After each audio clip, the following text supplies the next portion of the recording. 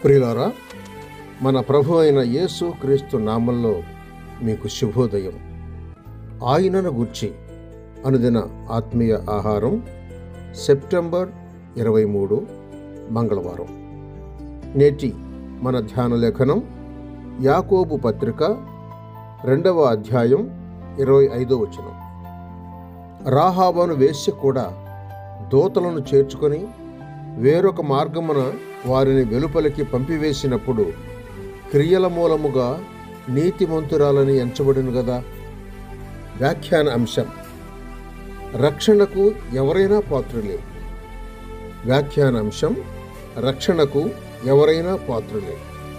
వ్యాఖ్యానం: ఈ వేశ్యయే గొప్ప బోయజుకు తల్లి ఆయను అని మత్తయి సువార్త 1వ అధ్యాయం 5వ వచనంలో వ్రాసిన వాక్యం ద్వారా తెలుసుకుంటున్నాం. సల్మాను అనే యూదుడు ఆమెను తన పెండ్లి భార్యగా స్వీకరించుకున్నాడు. ఆమె అన్యురాలు మరియు వేశ్య కూడా. అయితే యెహోషువ పంపిన వేగుల వారిని చేర్చుకోవటంలో రక్షించబడింది. దానికి ముందు ఆమె యెహోవాను గూర్చి విని నమ్మింది.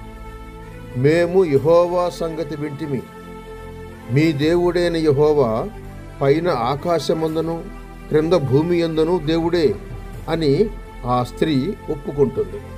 యెహోషువ గ్రంథం 6వ అధ్యాయం 10-11 వచనాలు చూడండి.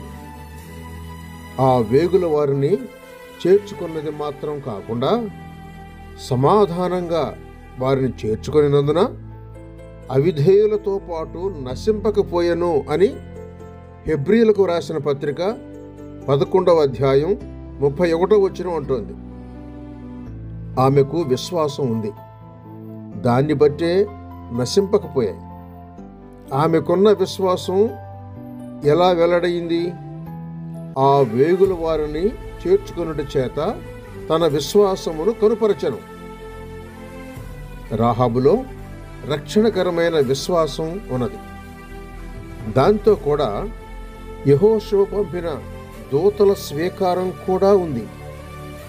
వారిని చేర్చుకొనిన ఆమె వారి దేవుని, వారి నాయకుని చేర్చుకొన్నది. దీనిలో మత్తయి సువార్త 10వ అధ్యాయం 40వ వచనంలో ప్రభువు శిష్యులతో చెప్పినది విశదమయ్యింది.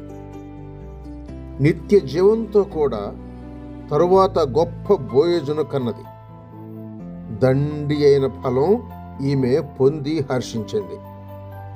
మీరు కూడా రక్షింపబడితిరా లేదా? సహోదరుడు సైలస్ ఫాక్స్. శుభములతో వందనాలు.